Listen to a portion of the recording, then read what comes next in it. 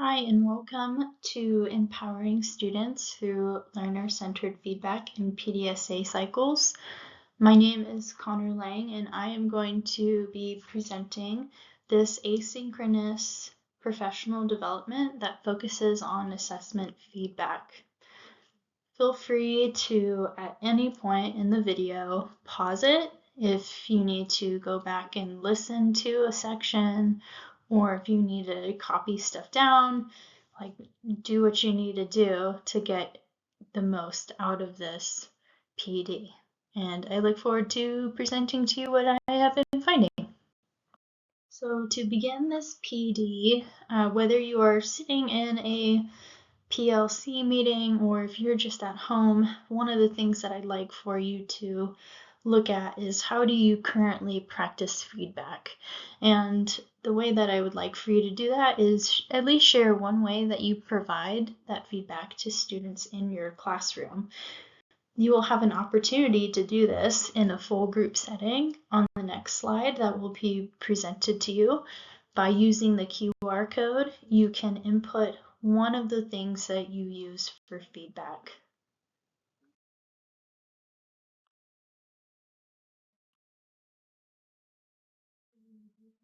Okay, and then we have our agenda for our professional development. That is, first, we want to talk about how do we understand the purpose and the process of learner-centered feedback.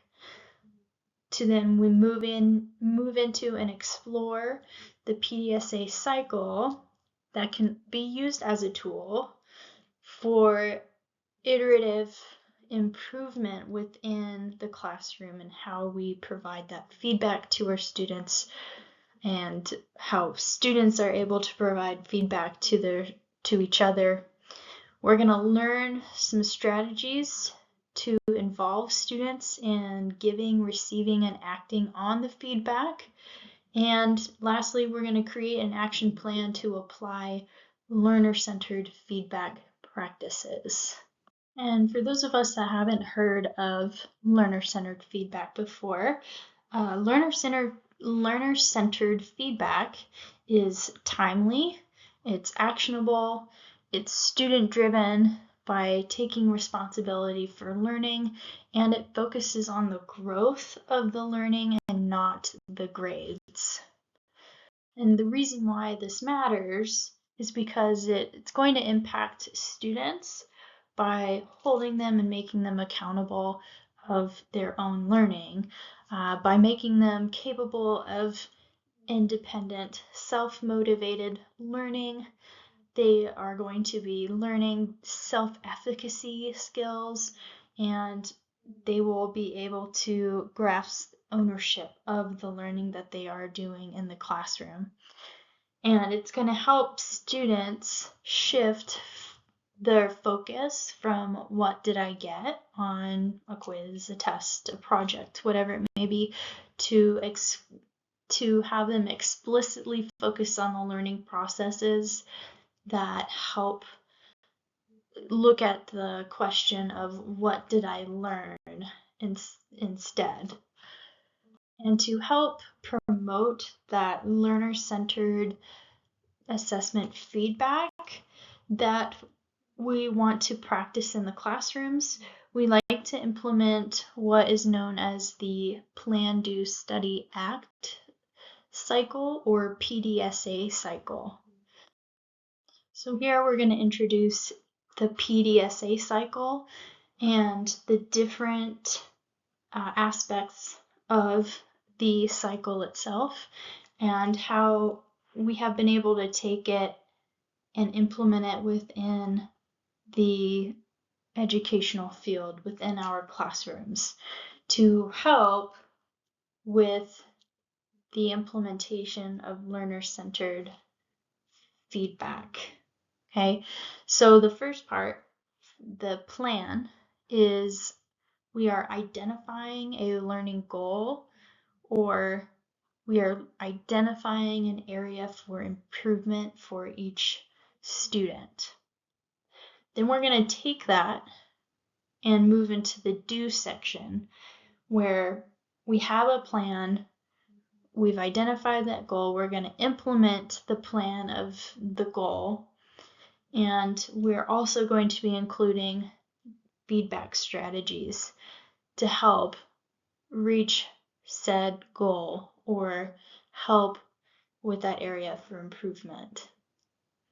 And once that is completed, we move into the study portion, which is the time for us to take the outcomes and the gathered data, and we're reflecting on it along with student input, right? We're making sure that they have a onus, that they feel like they have some ownership over the outcomes of the learning goal or area for improvement. And once we've done that studying and we've looked at that data and we've had those conversations with our students, then we will move into our last section, which is ACT, and we go ahead and adjust future learnings based on how the students were able to gain knowledge and why the students had the ability to gain that knowledge, so that we can continuously improve our ways of teaching in the classroom that reach the student. And of course, like I said before, the reasons behind why we use PDSA, it's because it helps with this continuous loop that's used in the classroom that helps promote reflection and revision. And students are, again, they're actively involved in improving their metacognitive skills, and their needs and preferences are also being met, which means that they are going to feel as if what they are learning in the classroom is going to be more impactful and more meaningful for them to know and understand. So what I'd like for us to do at this point is we're going to stop. We're going to think about all of that information that I've talked about with PDSA and learner-centered feedback, why it matters, and we're going to take it and try to create our own little mini PDSA cycle. And I want you to be thinking about a learning target or learning goal that you are trying to teach your students soon, like maybe within the next lesson or so. And I want you to think about these 4 different questions that are going to help you create this mini PDSA cycle. The first part, of course, is plan. So what is the goal that you have for your students? You have do, which is task or feedback process that can help support students. The study section, which is how are you going to help students track their progress, and how are they going to be able to reflect on it. And act is what's next based on those results. Like, what are you wanting your students to do after they take a look and they see the outcome? So if you don't mind, you can take a pause the video, and give yourself a little bit of time to write out one of your little mini PDSA cycles. You can collaborate with colleagues. You can do this on your own at home, whatever is more suitable for you and the setting that you are in. So hopefully you have been given a good amount of time to be able to sit and plan a mini PDSA cycle for yourself to use, or maybe to try in your classroom in the future. But I would also like for us to go ahead and look and see the reasons behind or how we can support our student involvement. And the way we can do this is through student self-assessments. We can have student goal settings for themselves. We can provide peer feedback protocols where there's a routine that's involved that helps them be able to give meaningful feedback with each other. Or you could also have reflection routines where students are writing in journals, where they have conferences with each other, or they might have some digital portfolios just so that they can see their own progress in the learning, teaching, learning cycle. What I like to do as an example is I like students to take a moment and write 3 or 4 sentences on what it is that they had felt good about in the assessment that they just took, and what were some things that they knew that after being given the feedback, what are some things that they know that they should work on to improve those skills for the future. Other feedback examples can also include glow and grow, which is identifying a singular strength and identifying a aspect that a student might need to work on. That way they have things that they can look at and feel good about, and also know that they have something that they can still work towards. You can do traffic light check-ins to see where a student is feeling based on how confident they feel in the content, and that kind of opens up a nice window to see like how each individual student is feeling about that content, and allows you as the educator to go back in and see what it is that students will need to focus on. You also could use exit tickets in the classroom towards the end of the lesson for each day, so that you can see, okay, we have a moment here to solidify what we've learned in the classroom, and it allows students to reflect based on what they were to have learned in that lesson and see if they grasp the concept or if it is something that they need to continue to work on through the next lesson. Or you can have, like we said, digital reflections where students are talking about what it is that they did well with and what they can grow with. These are just some examples, but I have other examples that have been posted in the tools and resources tab in the website. So if you hear about any of these examples and you're like, I would love to try that in my classroom, then you can go to that tab on the website, tools and resources, and you can scroll down and there will be some linked for you to read about and some examples that have been provided. And of course, with every new idea and when training students how to give each other feedback and to be within that teaching learning cycle where there's more ownership of the learning on the students, there are some common challenges that you can face when you are starting to implement these strategies, which can include ensuring feedback is meaningful and not just routine.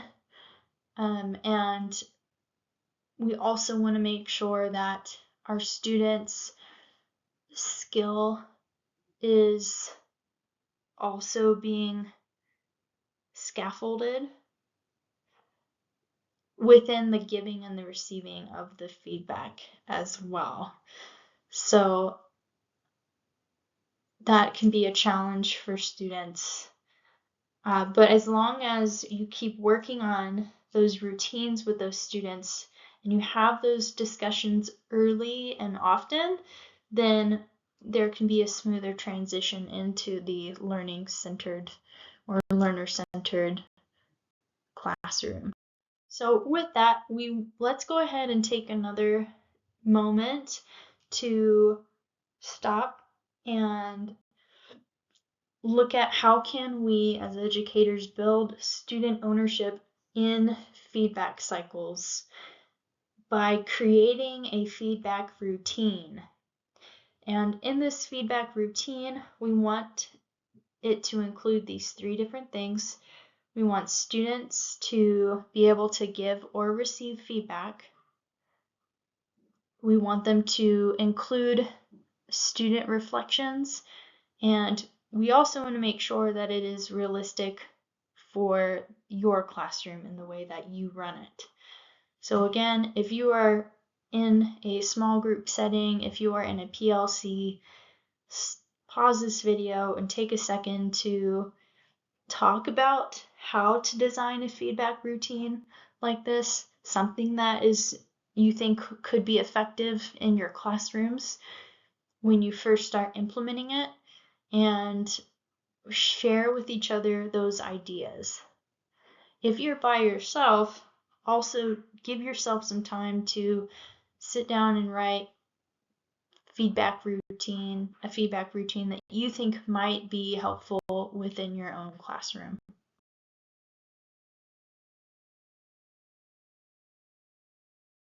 And then on this slide, we have some tools and resources that you can use to help with that feedback routine. I've linked some rubrics that look at holistic rubrics that are looking at the whole assessment as a whole. You have analytical rubrics that talk about and focus on analyzing each component of that assessment, and then you have your developmental rubric that looks at the development of the student and where their growth has been in. I've also linked some sentence stems in here as well that you can take a look at, that are some examples here. And then I have listed off some digital tools.